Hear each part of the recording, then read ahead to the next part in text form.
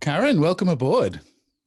Well, thank you for having me. Oh, I'm happy to be absolutely. here. Yeah, yeah. Yeah. Well, no, my pleasure. We've both been on something of a journey the last 6 months, so I'm We really looking forward to have. this. We have a traditional first question for first-time guests, Karen, Okay, um, great. which is, were you a weird kid? Yes. I was a very weird kid. Oh my gosh. Shall I count the ways for you or Please, please. Oh, please. Yeah, so I mean it started out early. We lived out in the country and I had a fairy friend that lived in the tree. I mean a fairy with wings, a being. And and I had what looked to me like an Indian chief that lived in the basement. So I was a very weird kid. I had my invisible friends, and my mother told me, don't tell anybody. They're going to put you away, if you tell anybody. So yeah, and then, Was there something, tall. because like what I had similar stuff as a kid that then as I moved into, I guess, my spiritual journey as an adult, I looked back on and went, actually, wait a minute. Yeah. And there's sort of a little bit of that in the book, which we'll get to. But when your mother said to you, "Don't tell anyone because you'll be put away," were you aware that there? I mean, did she have similar stuff as a kid? Was there? Did weirdness run along either of the family lines? No, nobody talked about it. It was just really shut down, don't talk about that, and, those sorts of things. So I don't remember anybody saying, oh, gee, Aunt so and so or your grandmother was. I just don't remember anything like that. Maybe I sprouted up Yeah, weird all by exactly. myself. Yeah. So, I mean, there's a bit of that in the book. With, I mean, how long did you have these um, companions as a These child? companions, I think probably until we moved away to a different house when I was maybe 12 or 13. So it was right around there. And I think adolescence too. You have so much pressure for adolescents to conform. And so, yeah, and moving. So they seem to be attached to that place, that house too. Well, so that is interesting, right? If you look at sort of psi phenomena, it does seem to happen more often in like less crowded places, like rural places. So Hmm. do you think that Yeah. was definitely a part of it? I think that's part of it. And I think too, when there's not a lot of children around to play with, you're more alone. So you're more open and available. Yes. Yeah, I think because you were an only Yeah. child, weren't you? That's what it Yes, was. an only Yeah. child of an only child. So, Only yeah. child of an only child growing up in Yeah. a rural context. Yes. Yeah, you're going to get some spirits, I think. Yeah. Yeah. Yeah. Yeah. Yeah. We'll we're going to talk about your Vision Quest stuff when we get to it, but it reminds me that there are some Vision Quest schools that, in a traditional sense, you almost have to treat the adolescent or kid a little bit bad so that the spirits take pity on him or her. Like, I've always thought about that, particularly when it comes to kids who grew up without too many human companions. There's something about the spirit world that will maybe step in when it needs to. Yeah. I think so too. I think that's why we fast. Mm. We fast and we don't drink water. And it's one of those things where I think we're trying to say, I'm open, I'm here, I'm not eating, I'm not drinking, I'm waiting for you. Whoever that you is, the universal you. Yeah, I love I'm it. waiting for you, and I'm, my physical body is suffering, waiting for you. Yeah. Yeah, I agree. And I think it looks different in spirit vision. Like you sort of show up more to them when it's almost like you step outside of normal reality a bit when you're doing things like fasting, and they can see, I'll go over there now. At least that's been my experience with it, because I rather like fasting. I Hmm. think it's fun. Yeah. Nice one. All right. Well, returning Yeah. to adolescent Karen, who, um, her companions took a few decades off because it turns out, they can come back. But let's pick that story back up, because what I think is fascinating, what I think people will like to understand is how that person becomes a judge, right? Ah, yeah. That's Uh, that's kind of hard, isn't it? yeah, Yeah. yeah, yeah. That was a big journey. So, yeah, so I think one of the things I excelled at because I was kind of a weird kid was school. So I always did well in school. And so, I was tall and I had braces and, the whole thing. And so I had school to fall back on, and I liked it. My mother actually thought I was going to be a professional student, never graduate anything, just keep going and going and going. So, but yeah, I started out actually in the medical field, hospital administration, but I found that I just didn't like it. The hospitals are kind of depressing, and mostly we're trying to get money out of people who don't have money to pay Mm. for medical services. It's very sad. And so someone suggested I go to law school, and I thought, oh, okay, I'll do that. So I applied, and I got into Georgetown Law, and so I just kept, it was one of those things. I think I described my book as success at any price. Mm. I was highly motivated and driven by what I thought the world should be. My parents had told me I wanted to be an archaeologist. And they said, no, that's too dangerous and there's no money in it. So go to law school. That's good. There's money in it. And so I kind of bought into the, okay, please everybody, go to law school, get a good job, and then you'll have this life, the standard life, so yeah, that's what I did until I stopped. Yeah, yeah, sure. Was there an awareness going through? There's something in your book, because I just had my numbers officially start with a 4 now as of last week or something. And there's a line in the book where you said, "I barely remember my 40s." Yeah. So was there, as you were going through it, how satisfied were you? I know this is difficult because you've gone on such a tremendous journey subsequently. But were you aware that were you too busy to be aware that something was amiss? Do you know what I mean? No, I knew something was amiss. I knew that I was just exhausted all the time, and I had my parents, elderly parents, and I had children. So that classic sandwich where you're taking care of everybody, and also demands at work, and the second worst traffic in the country in Washington, D.C. So it was just all of that, that constant, I call it the hamster wheel, going round and round and round and round, running as fast as you can to try to keep up with everything, keep up with things for the kids, keep up with doctor's appointments for the parents, keep up with yourself. And, I knew that it was just a nightmare, kind of a nightmare. We call it the walking dead or the living dead. You get into this trance almost of, I have to do this, I have to keep going. I have to keep going until the kids are through college. I have to keep going, so you think I got to keep going. I got to keep going. How do I stop? What would happen if I stopped? So was that, because I'm really fascinated by it, was that how it was in the back of your head? And let's say it's 11 p.m. at night, you've done everything, glass of wine on the couch.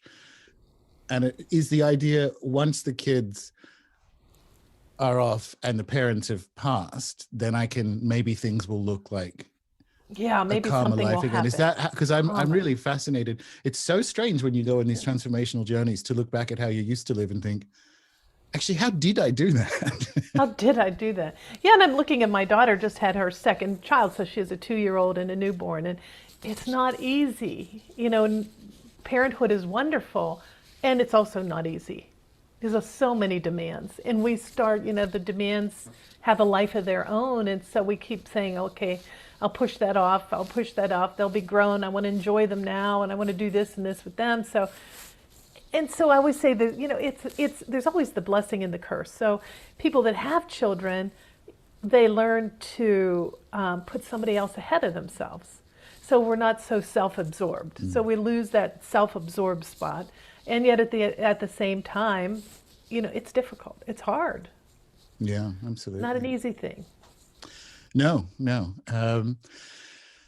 So I guess coming back to the spirit companions and so on, before we get to the inciting incident and so on for this book and talk about grief and grieving and its true energy, your parents both your parents had passed before Ben did. Is that right? Yes.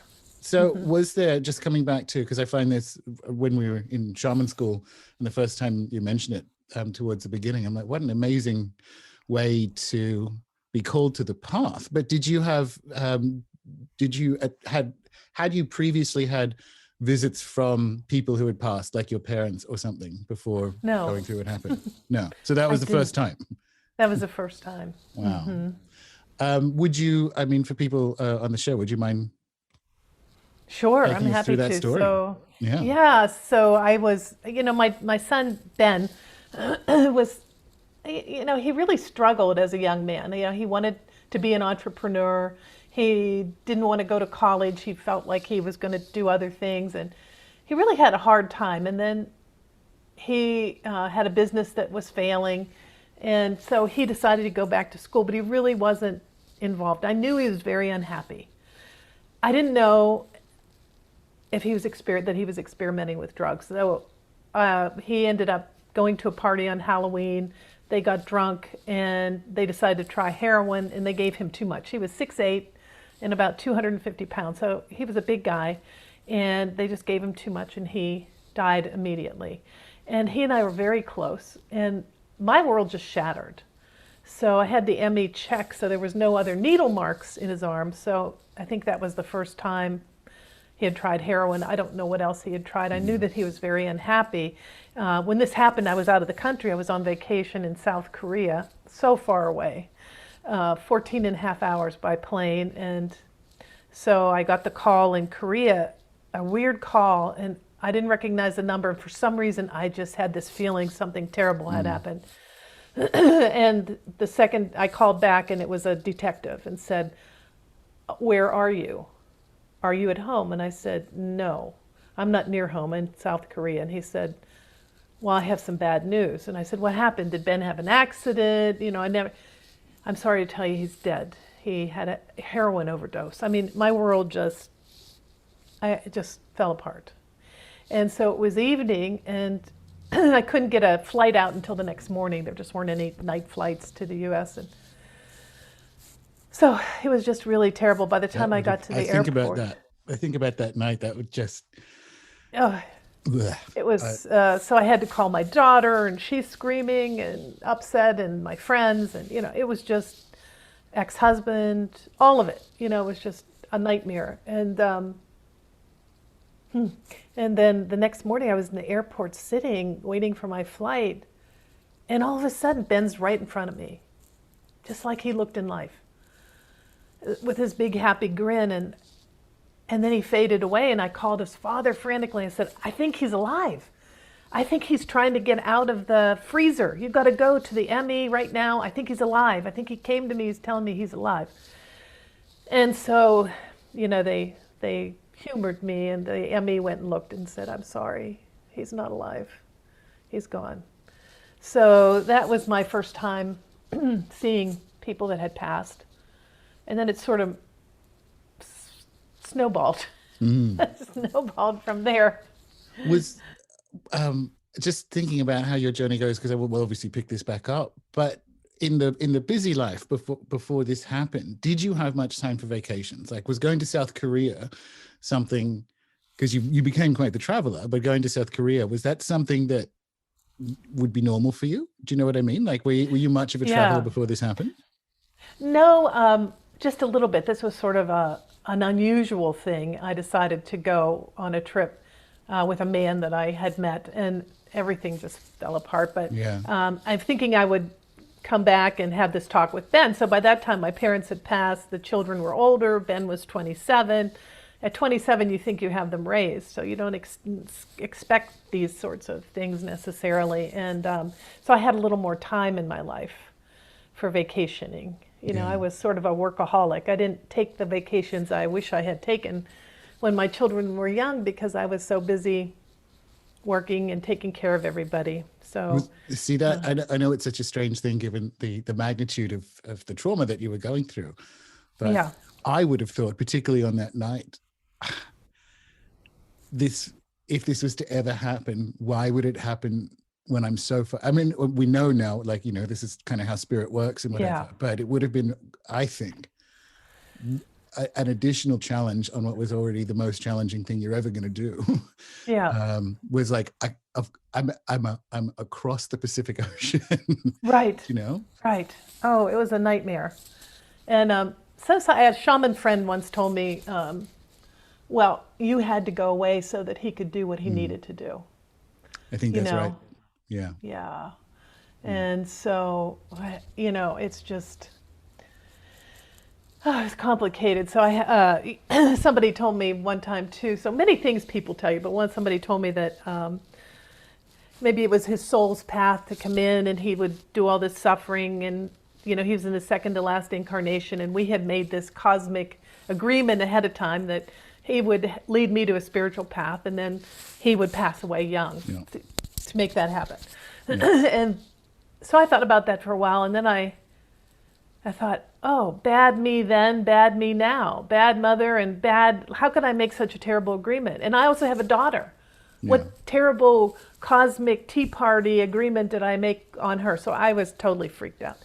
I mean, I was lost and miserable. And well, you sort of go into that in the book, the spiritual bypass, and there's a level of spiritual maturity that has to come with it, because as you do, and we'll get to it, but like as you do go through the process of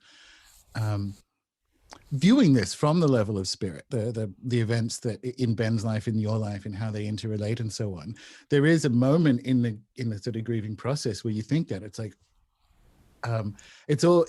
there's a horror at the nevertheless true statement, because it's true on a level that's kind of difficult to describe in human words, that in fact those agreements were in place, because you can be part of the grieving process going, why would I agree to that? That's terrible, and right. you go through that as a person. So I mean, how for people who've been through that, what's some medicine there for people trying to understand that we have come to earth, all of us come here consensually, right, to explore and experience things. So how do we, what's the medicine for people who are sitting with the potency of grief and the potency of that realization, which is sometimes stark? Do you know what I mean? Like it's medicinal, but it's cold medicine. It is cold medicine. The medicine of it, I think, for me, once I came to terms with it, and it took me a while. I mean, that concept was new to me, but to think that, well, maybe what we think is the normal thing on this earth and we think is happening with our children, our spouses and things, maybe there's a lot more to it. What if there's a whole nother dimension to it? What if there's a whole other plan? What if there are soul pods? And what if we do make agreements? And what if we are to reach spiritual attainment? And what if sometimes we need a little kick or a big push? Because I didn't have any spiritual path whatsoever before that happened. I really thought religion was not for me. And so to begin to see spirits and to begin to have a spiritual path it's been a great blessing. My life changed profoundly. So here I am, I had a lifetime appointment and I retired and I sold my house and all the artwork and everything in it, sold it, gave it away, charity. I mean, I got rid of everything and went on a 2.5-year journey around the world to try to figure out, understand my own grief and death. And then it evolved, as sometimes things do. It wasn't just about me. Yeah. It was how can I help others to go through grief and become unstuck? We get so stuck in our grief. Yeah. That we don't feel there's any way out. And sometimes we feel pressure from society around us. There's no win. So if you grieve too hard, they say it's time to get over it, it's time to move on. If they don't think you're grieving enough, boy, she sure got over that easily. I guess she didn't care. So there's no win, right? And so we feel these pressures, and we also want our loved one on the other side. We don't want them to see us just going around and thinking, well, she's not grieving for me. So that keeps us trapped too. So this misinformation about spirits on the other side and what they expect from us is keeps us trapped too. And once we realize that as we are stuck, so we keep them stuck. Yeah. As we transform, and I call it the hero's journey of the bereaved. So my book is really about bereavement. The hero's journey of the bereaved is through transformation to resurrection and then rebirth on the other side. The same journey that our loved ones go on. So they're transformed from their physical body to on the other side. They wake up on the other side, they're resurrected, and then they are reborn either to another lifetime or in working with ascended masters. They have a lot of work they do on the other side. And as we too can rebuild our lives and use the energy of grieving and grief to actually form new lives, better lives, different lives than the ones we had before, they too are free. So we don't want to keep them grieving and stuck with us, because they're around, they watch, they see. They're not in jail. I always tell people, well, if they're on the other side, then how can they be here? Well, they're not in jail. They're allowed to come back and forth. Lovely. Yeah. I want to get back to, because I think it's the most incredible story, like getting rid of a 5-bedroom house and going on that journey. We'll come to it. But you mentioned something there which I loved about your book. Grief. So this is a funny one, but you kind of touched on it. What used grief as an energy? Like, what is grief, Karen? And this is a trick question, obviously. And how long is the right amount of time to grieve? Yeah, those are all tough questions. So what is grief? We know about the parenthood, and we know about marriage and how it's transformational. So grief, we look at it and we go, what is it? I certainly did that too, until I realized grief is also hugely transformational. There's a wondrous wisdom in grief. So in the Lakota tribe here in the United States, people who are grieving are considered to be in this whole different category. They're closer to God. They're closer to spirit. They have great insights. But in most of our Western cultures, we've cut that off. So grief is about sadness and despair and hopelessness and all those things. And so nobody wants to get near it, right? So you can kind of become a pariah when you're the grieving mother or the grieving spouse. People, after a while, it just becomes like, oh, we don't want to hear this anymore. Let's talk about something else. And I always be like, yeah, like the elephant in the room. Let's not talk about the elephant in the room, right? So, and that elephant is very stubborn. It is not going to go anywhere. So we have to learn to live with grief. So that's why my book is called Living Grieving. We're living it. We're grieving and we're living it, and we're transforming, and we have transformed, and it can be beautiful in its own way. It has its own energy. It has its own energy. Well, so that's what I really liked about, because it's true, right? So grief is an energy, and it's difficult to define in the same way love is difficult to define. It's an experience that humans have, being human, right? And we don't do it right in the West. We don't do it right. Like you have and this is one of the more horrifying points in the book, was the sort of minimal amount of bereavement leave your work at the time gave you, and I just find that's when you realize this system is a horror show. Like we don't let people.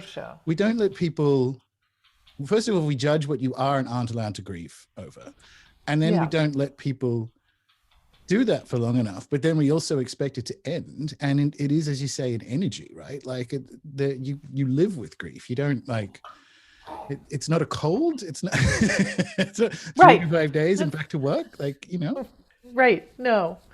So it was, well, first of all, the chief judge had said, okay, you can have 2 hours of leave, of administrative leave, 2 hours, right, for the funeral, 2 hours.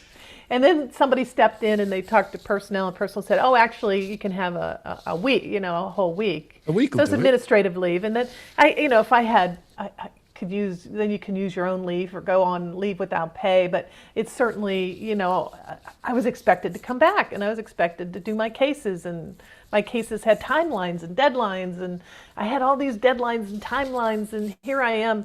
I can't even sit through a meeting without tearing up, right? All I want to do is escape. And so it really became clear to me that it wasn't working at any level anymore. I just wasn't, and I began to like, why is this important? And why, I was doing oil, gas, and electric and pipelines and all these kind of things. I'm like, this is terrible. This is an environmental disaster. So looking at everything differently, and it was time to go. Yeah. Well, let's pick that story back up, because it's amazing, right? So, and obviously would have been indescribable, and thank you for sharing it so well in the book. But there you are, alone in this beautiful 5-bedroom house with this career for life and all the rest of it. And then tell us the story of how you go from that to not that. Do you know what I mean? Yeah, from that to not that. That is so true. So after my son passed, and I ended up going to a medium because I could sense him around me. I mean, there was one night that I was on the steps. I couldn't make it up the steps. I was crying and crying till I threw up, and I threw up, till I threw up blood, and I could feel him frantically around me. And then the next day, I looked in the phone book and I thought, I'm going to see a medium because I can't hear what he's saying. And I didn't know there were mediums around me. I never knew that whole world existed around me. I was oblivious to it. So I found someone. So I just looked, and her picture looked larger than everybody else's. I thought, okay, I'll try that one. So I went to her, and she didn't like to see people until people had passed more than 90 days or something. And Ben had just been gone about 3 weeks. And I said, but I see him. He's right around me, and I just need you to tell me what he's saying. And she said, okay. And so we go in, and Ben's flying right behind me, and he's standing there. I can see him, and I said, he's right there. Tell me what he's saying. And the candles, and I said, shake the candle, Ben. Shake the candle, Ben. Show her where you are. And she said, you might have some skills yourself, right? And so she kind of got me started on that pathway of, I just wanted to talk to Ben, but it led me down a pathway of being open to other people that are dead and dying and all of that thing. So then by the time I finished all that, I realized, and then I was trying to work as a judge, and I realized if somebody got a hold of that I was a shaman in one half of my life and a judge on the other, that would make a terribly interesting story for the newspapers, that it would be humiliating and probably get me fired, and better that I should leave on my own, right? So that's what I did. That's kind of it. And then I had gone to, I'd gone to an evolutionary astrologer who told me, another woman that had a reading like you became a shaman. And I thought, what? I thought they were all gone hundreds of years ago, and I didn't know. And so I got on Google. Mr. Google's my friend. So I looked up, and the 4 winds popped up. 3 weeks later, I'm on a plane to Joshua Tree, California for the south direction of the medicine wheel, thinking, well, if this is too weird and it doesn't work, I'll just go down the road and get a massage and facial. Yeah. Right? Maybe I don't have to stay if I don't want to. Right? And then it's just that's how it started, and it's been wonderful ever since. It's been life-chinging and transforming. But yeah, so after the shaman school and after I completed the medicine wheel, I decided I was going to vision quest with the Lakota, and Alberto Vioto had asked me, said, I would like to work with you. I'd like you to be an assistant in training. And so I put my house on the market when I came back from Vision Quest. Nothing was selling. My house sold in 3 days, full price, as is. It needed some work on it. And I was on my way in 5 weeks. I had 5 weeks to get out of my house of 30 years. So you can imagine, I had so much stuff from the kids, from my parents lived with us. I had so much. And somebody told me about a company that helped you sell it all online, and, all that sort of thing. So I managed to be out of there in 5 weeks, and I had a sand painting because I hadn't heard anything back from Alberto. So I didn't know where I was going after I left. So I had the sand painting about me and my little dog, and an idea of like a mandala, just letting the sun and the moon and the winds all work on this and give me direction, tell me where to go. And so I closed the sand painting the day of the last day in my house, and 15 minutes later I get an email from Alberto. Yeah, there you go. Right? Amazing. Yeah. Can you come to Chile? Yeah. Right? Okay, so then I was going to Chile. Amazing. So because I want to talk about a few things there, but you reminded me of something. I think it was Katie. This is actually good grieving medicine. Yeah. But you guys, and she sort of landed on it herself, I think came to a very healthy understanding of what to do with inherited objects, right? Because yes. So talk us about that, because I think a lot of people, especially when they lose a loved one, and this, you have the famous 16 bundle story, which is beautiful. Like, talk about points in a book where you're going to cry, but what do we do with the belongings of people who no longer have bodies to use them? And because I think that gets caught up in our grief. Like, do you know what I Oh, mean? it gets so caught up, So my son's room was a shrine, and many of us do that, So I actually had not moved one thing. His dirty laundry was on the floor. He was living with me because he was in transition, and so actually my daughter had to help with that, and move things along, and she helped with that. And I had all my mother's things and my grandmother's things because my parents had lived with me. So I had a house full, and my mother insisted I keep all of these things. So I mean, I had china cabinets and things and possessions and things I didn't want. And the funny thing is, many of our possessions, I don't know, maybe it's just possessions of women. This dish was used at so-and-so's funeral, and this was when your great-great-grandfather got so drunk he fell in the lake and ruined his, so all these traumatic stories are attached a lot to these things. Some of them are joy and happiness, but some are not. And but so I felt like I had to keep all these things, and my house was filled to the brim. So then when I was getting ready to get rid of things and let things go, release them, I told my daughter, come take what you want, right? And so she said, so are you serious? If I don't take something, you're not going to be mad later, right? And I said, no, I don't want to do to you what was done to me. I want you to take what really is meaningful to you, things that you want, and let's let the rest go. Because I don't want you to carry along a lot of boxes and boxes of things that you don't want, or try to store them and keep them as I did. Because things have prana, they have an energy. And some of it is nice energy and some of it's not nice, but if you let them go, somebody else then enjoys them.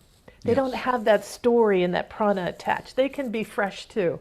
It's like when you buy a dish in an antique store and you bring it home and you wash it and you look at it, but it's now has a little different energy. It has a new life. So if you can look at things as giving them a new life instead of, oh my gosh, I'm letting go, I'm giving up, I'm not honoring. Honoring. Ooh, that's a tough one. Yeah. So do we have to honor by keeping everything, or can we honor by taking a picture? I have pictures of many things that were in the house. Is a picture maybe enough? Maybe we don't have to be weighted down by our things, because that weight keeps us, our things, there was a really great comedian that said, we don't own our things own us. It's our stuff. We got stuff, a lot of stuff. And so we have to have a place for the stuff, and we have to store the stuff, and we have to dust stuff, and we can't leave because we've got too much stuff. So when you get rid of all the stuff, once I got rid of my stuff, I was free. I had 2 suitcases and a computer bag, and I could travel the world. And you did. And I did. I think it's so, because when we moved down here, my partner and I, a couple of years ago, we were in a little permaculture farm in southern Tasmania, and my mother came down. And I think you're right. I think women end up with the burden of having to honor by dusting, right? So when you describe the cabinets you had in your house that were tight because you didn't want to have to dust this stuff that you were never going to take out anyway, you just read that and go, what are we doing? Anyway, she has these beautiful spoons that she came down. They were from her grandmother, her great grandmother. They came over from Ireland. The beautiful silver spoons. She's like, just put them in the drawer. I had them my whole life in their case. And I never use them because it's not, 1920. We don't have these Edwardian tea parties. Right. They were all pouring it. She said, just put them in the drawer with the other spoons. And so I did, and we used them. And that was it. She's getting rid of, same thing. She's gone through the journey of like, well, I actually don't need to carry this stuff. The jewelry goes to who it goes to and whatever. But she gave me these spoons going, if you don't want any of this stuff, it can go. And I just saw that in the book. And for people who are in grief, it is, I think, important for them to hear that you don't, it's not a betrayal to remove stuff that people who no longer have bodies. Right. What are they going to do with it? Are they going to ask for that sweater because it's cold? Like, Right.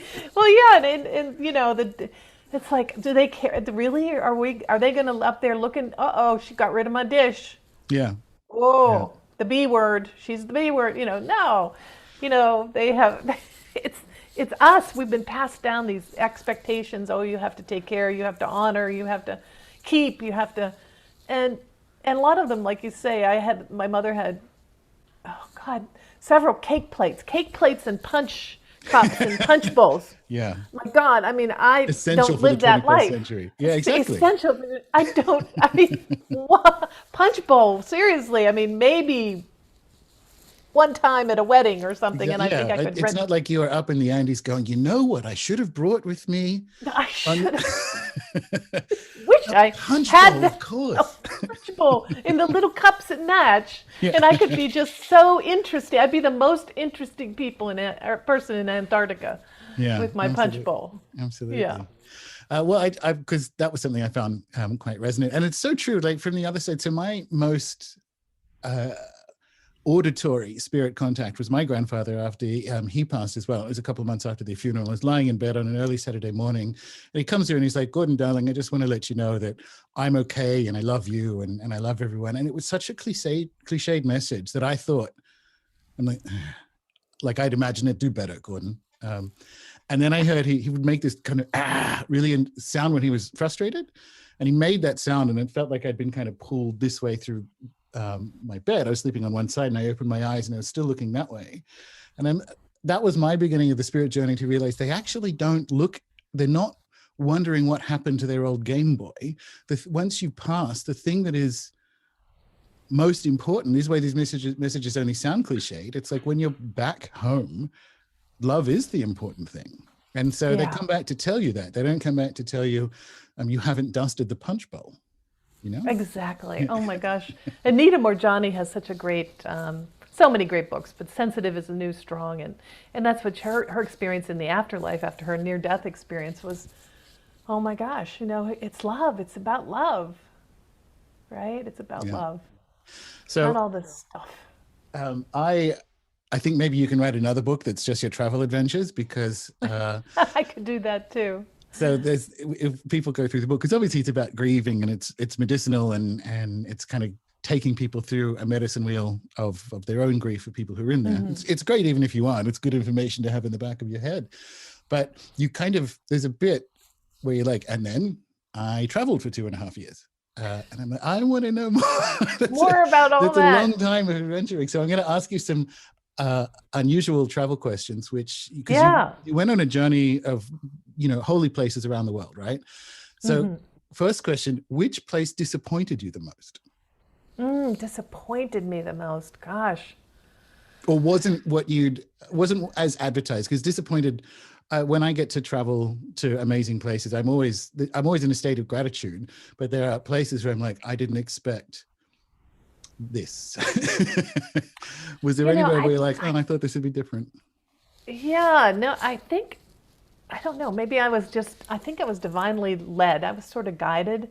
So it was from temple to, spent a lot of time in the Sacred Valley in Peru, at John of God in Brazil, which was an incredible experience. And not that I'm endorsing anything that he's done since then or we found out about, but I didn't have that experience. And so I had an entirely different experience. I didn't have much of an experience with him at all. So, but India, I had magnificent experience with the Sufis in India, Bangladesh and different temples. And I don't know, it just all was lovely and meaningful. It was deep and it was meaningful. And Africa, a shaman in Africa, oh gosh, I remember him throwing bones. He was doing his reading with bones, and just all incredible. To me, it was just an incredible journey. And at first, I thought, actually talking about that, I thought I was going to write a travel blog.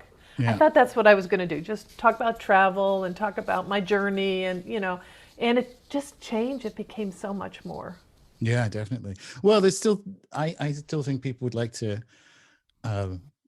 read the adventures, right? Because that's a long time to have enough kind of there are particularly a lot of adventures when it is a spiritual journey, and this is unfair to other people. Like I'd say, not just like a holiday or retirement. Like you're on on a quest, you know. Yes, yeah. Yeah. And Had you, and sometimes we think we control the quest, but sometimes we don't know we're on a quest and we get quested. totally. So how, like operationally, how did that work? If you travel for 2.5 years and you might be in Mumbai, and then is it like, where am I going next? Yes, pretty much. Where I have to keep a roof over my head, Yeah. right? So I had nowhere to live. I was homeless. So I did a lot of work with the Four Winds. So I'd go back to Chile, and I had my little dog was in one of my shaman friends would babysit my dog. So I'd go back to California, and I'd have an Airbnb, and I would just go different places, you know.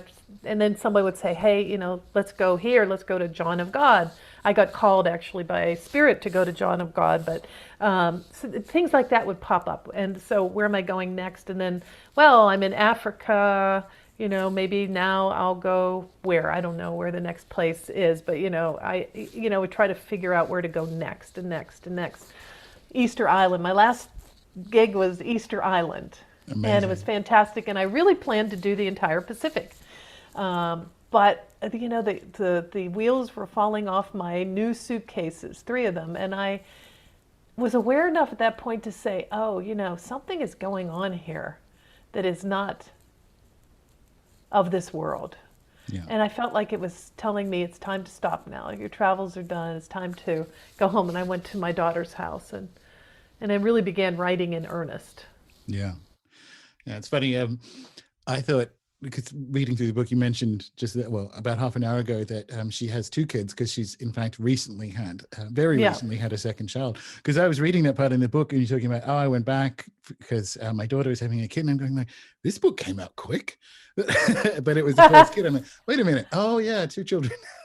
Yeah, in the same area. For people who don't know, like, yes, it happened. Well, I've just completed the Four Winds training myself, and Karen and Larry, the tutors, and there was one about a month ago, one of the weekly calls where you're somewhere else because you were in the process of becoming a grandmother again, which is amazing. Right. Yeah. Yep. So, you know, priorities, and you know, I'm used to packing stuff up and moving myself, you know, and having, you know, holding court wherever on the Zoom. Zoom has been my friend. Yeah. Yeah. So what was it about?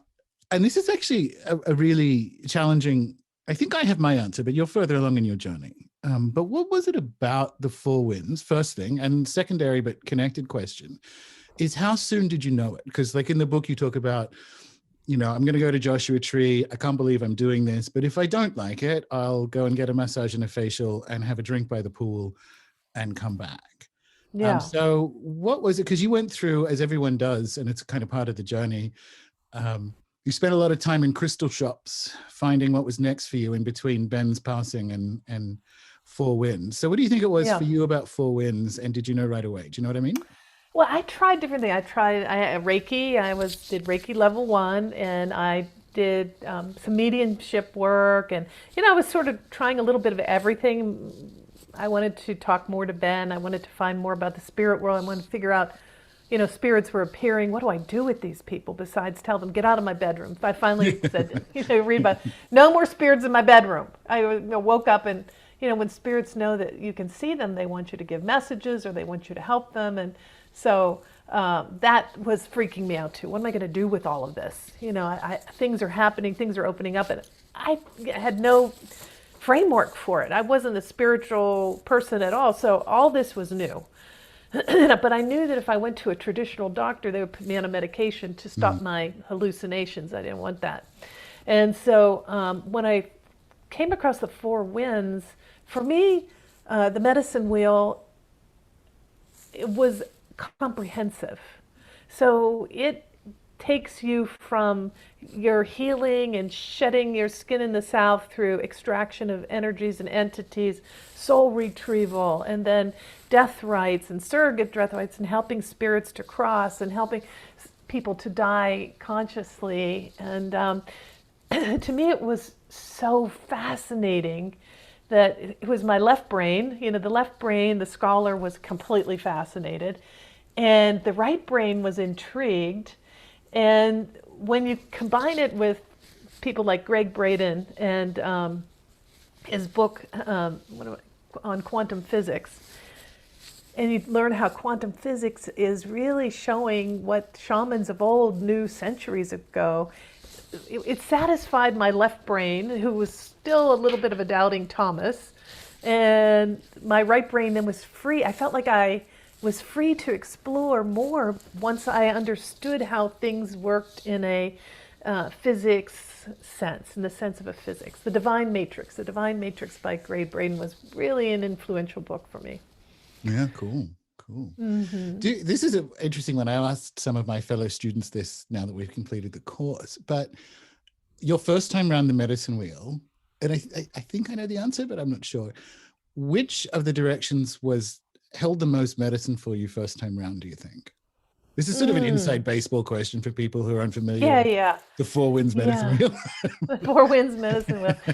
So, the teachings and practices, everybody resonates differently. I didn't want anything to do, interesting enough, I didn't want anything to do with death. I felt like I had had enough death. I didn't want to, and then it turns out that's like such a big part of my practice now, but transferring spirits. But I think maybe the South, having 3 issues, really resolving and learning how to resolve things in a mandala, in nature, and see these things being shifted.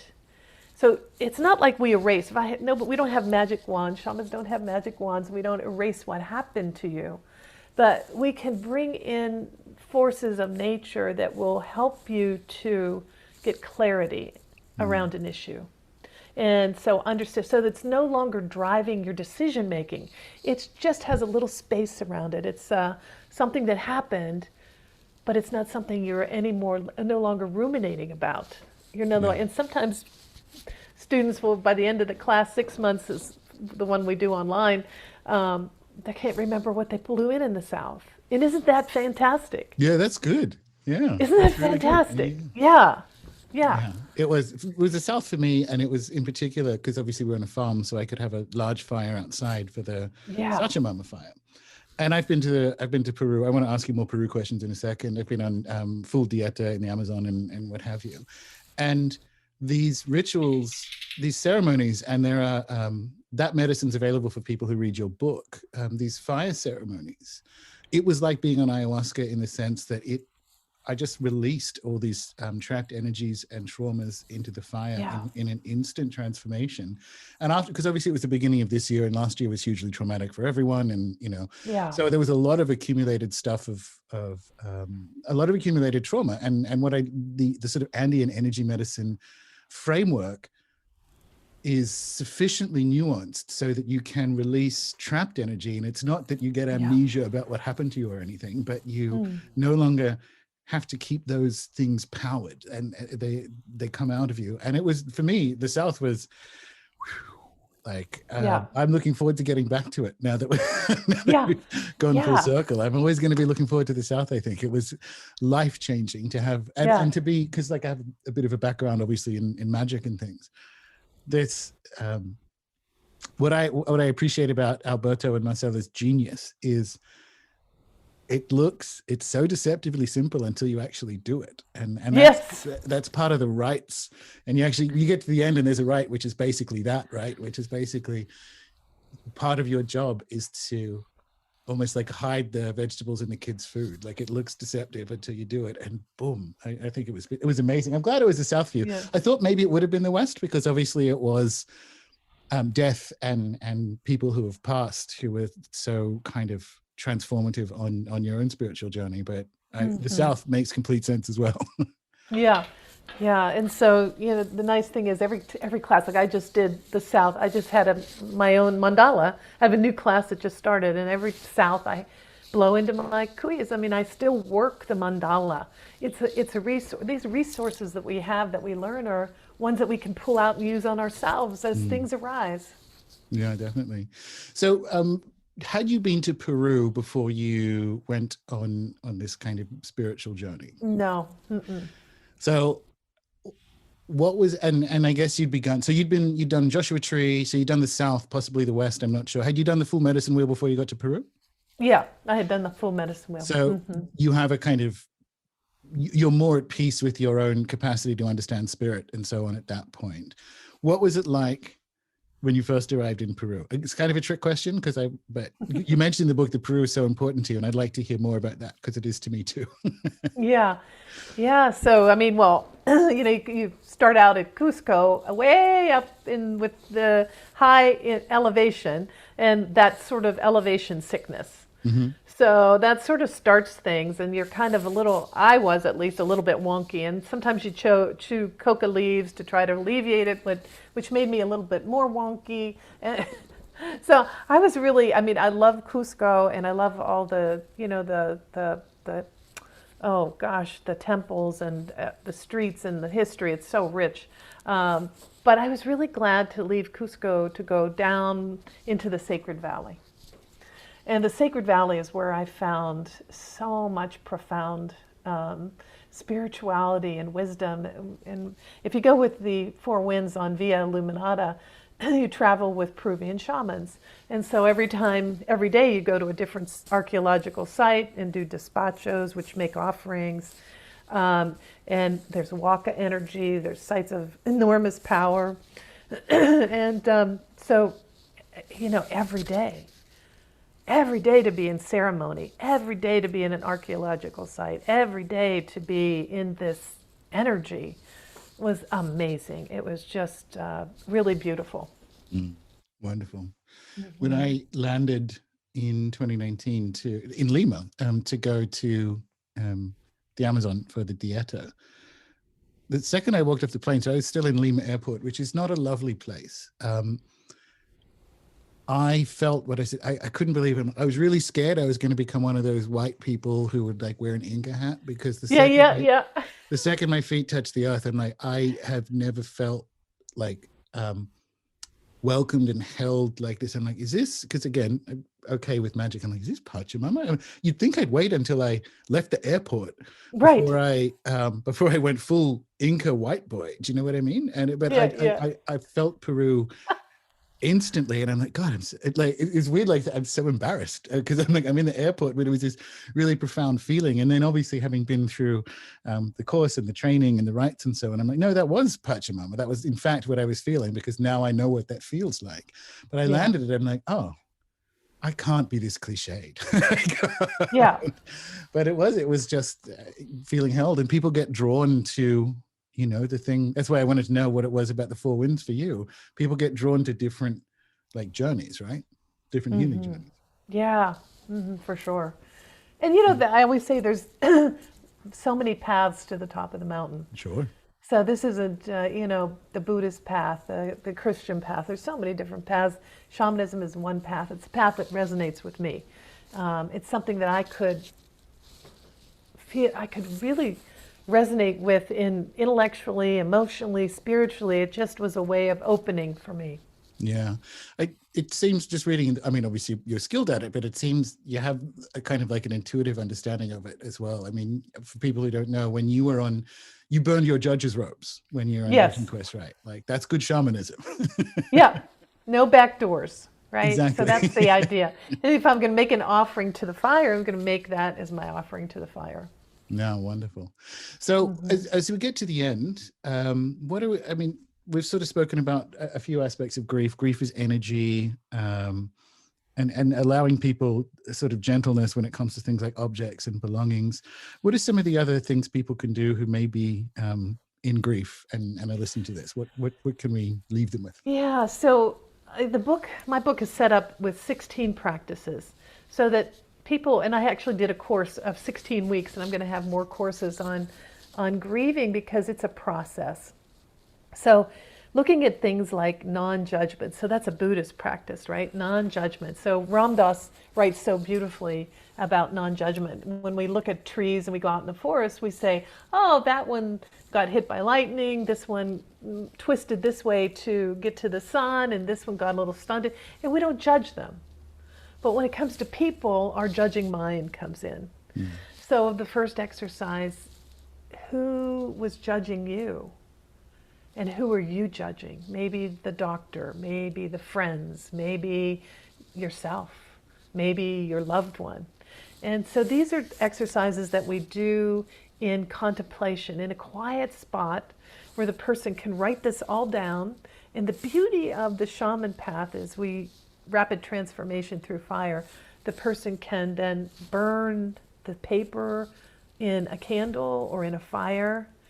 So you never have to worry about anybody find it. You know, if you're mad at your sister and you feel like your sister didn't help enough, or your brother, you can say whatever you want to say, and with the intent of releasing it and allowing in the beauty of non-judgment. So, you know, the universe abhors a vacuum. So we release, and we always want to bring something in. So that's one practice.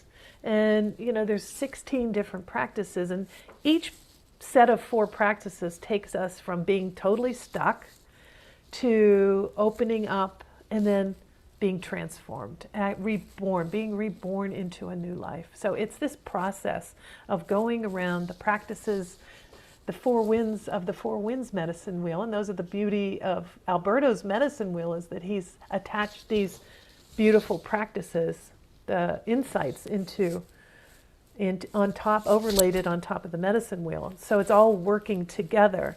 And so that's the way I like to work with people, because it's not just one thing. You know, it's not like you can say, well, there was a really funny, I think it was Bob Newhart had this show one time, and you know, it was a comedy. So somebody came in and said, well, you know, I have all these problems. Can you help me? And he said, yes, $5. $5, that's pretty cheap, you know. And so they would say, okay, I've got this, this, and this, and he would look at them and just say, well, just stop. Yeah. And the person's like, what do you mean, just stop? Well, okay, that's what you get for, you know, $5. Yeah. You want to just stop it, right? So that, you know, that's what sometimes people want to do to us, or we want to do to ourselves with grief. We want to say, just stop it. Okay, just stop it now. I'm not gonna do this anymore. I'm gonna go out. I'm gonna go shopping. I'm gonna live my life right. I'm gonna get out of this grief. And you can't do it that way. You can't just say, just stop it. No. It takes more than that. And so that's the book is to help people. You know, if I save one person from being stuck in grief, if I help one person to be able to use this energy of grief to change their life, you know, that's what I'm about. You know, that's what I want. Absolutely. Yeah. And 16 weeks obviously you're just talking about the stuck thing. People, because grief is an energy, which is the thing I learned from your book. And I'm like, when that energy is with me, I'm going to think of it that way, because it is the right way of doing it, rather than the beginning and ending and what have you. But it's almost like, and I don't want people to think, go through a 16-week course and then you'll be fine. Nope. But 16 weeks, if you show up once a week if you were present for your grief and grieving process once a week for 16 weeks, I guarantee you will experience your grief differently at the end of it. And that seems like that's enough. It's one of the things we don't give it the space it needs to be transformational, because it is that just stop it. Like, no, I'm going to wear sunglasses so people can't see me tearing up when I go to the supermarket. And yes, this isn't right. No, I mean, the supermarket can be extremely triggering. We go past the aisle, and there was that thing that your loved one liked to eat, that snack or that whatever, and it's tremendously triggering, you know. And so that, I think I got my comeuppance. You know, I had written the book, and I was like, this is great. You know, I've got this new life, and all's good, and I've got this grief thing in hand. And then it was the 5-year mark. I got knocked off my socks. Grief hit me so hard. And so I think the lesson is that too is okay. That too is okay. You know, that's part of it. We don't get over it. We get through it. And sometimes it just comes back up. We miss them. Yeah. You know, we miss them, and they're not hearing this. As much as I know he's having a great time on the other side, and he tells me, Mom, quit bugging me. I'm busy over here. You know, as young men will do. I still miss his physical presence. Sure. You know, that's really important, I think, because it comes back to you. Because grief is an energy, it will come and go. Like, it will show up again. And outside of non-Western frameworks, I think, are better at understanding that, right? They're better understanding things like mental health in many respects because they're aware that you can go into and come out of crises, like so people can be in grief or with grief and then come back out of it. And it's a non-judgment practice. Like that's what's happening. Yeah. That's not, you haven't failed as a human or No. something. Or you failed the course. I took that 16-week course and I flunked. You know? Everybody else, no, it's a constant. That's why, like I say, the living grieving. We're living with our grief. Yeah. We didn't eradicate it, rip it out, like I say, that elephant in the room. And the elephant is there and not moving. Yeah. Well, it's a wonderful book, Karen. I think it's amazing. And it's fun, like, because I've read Marcela Lobos, for people who don't know, has another book out, or has her own book out. So your books came out at a similar time, and they're sort of very structurally similar in a way that I think is amazing, right? Because they're these sort of autobiographical journeys of profound transformation around a medicine wheel. And so I just want to thank you for the book, and thank you for the bravery and honesty about what it's like to go through probably the worst or the most intense kind of grieving experience, because people find themselves in every chapter in that book. So yeah, it was great. Thank you so much. Oh, you're very welcome. Yeah. Like I said, if it helps people just to see grief in a different way. Definitely. So for people who want to know more about yourself and about the book and these courses we mentioned and so on, and where can they find you and what can they do? Yeah. So KarenJohnson.net. If you sign up with your email, you'll get my newsletter. It's about once a month, sometimes a little bit more. And 8 things spirits on the other side wish you knew. Nice. And hold the book up for people watching the... Yeah, so it's Living Grieving. Look at that. And there's an audio version too, isn't there? There's an audio version too. Awesome. And then I'm on Facebook, Karen Johnson Healing, and Instagram. So you can find me lots of different places. And if you're listening to this, everyone, it is in the show notes, of course. But Karen, thank you so much. And obviously on a personal level, thank you. I've just completed, and I'm glad we did this afterwards, but I've just been through an amazing transformational journey, which you stewarded yourself. So thank you so much for being present for everyone over the last 6 months. It was life-changing for me as well. So thank you very much. Oh, good. Thank you.